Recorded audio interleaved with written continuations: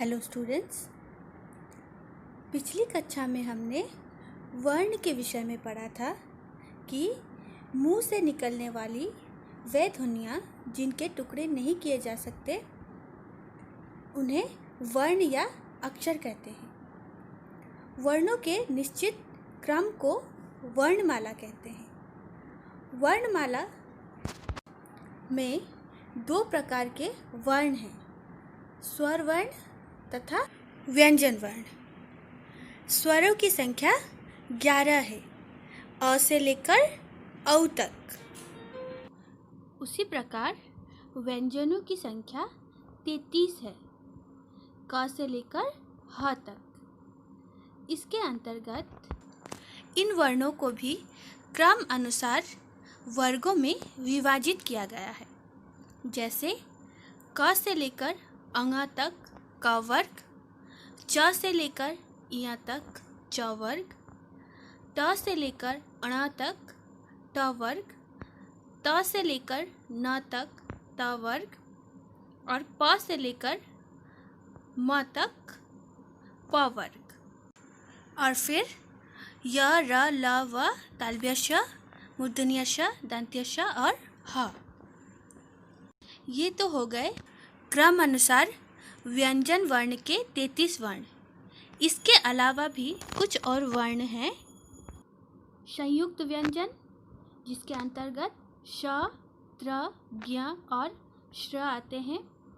अनुसार, अंग, अनुनासिक या जिसे हम चंद्रबिंदु कहते हैं और विसर्ग का चिन्ह। इसके अतिरिक्त वर्ण हैं ड और ढ।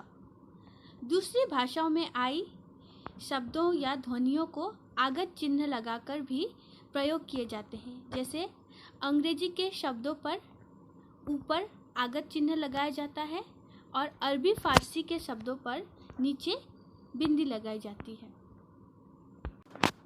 ये थे वर्णमाला के वर्ण। अब हम स्वर के बारे में पढ़ेंगे।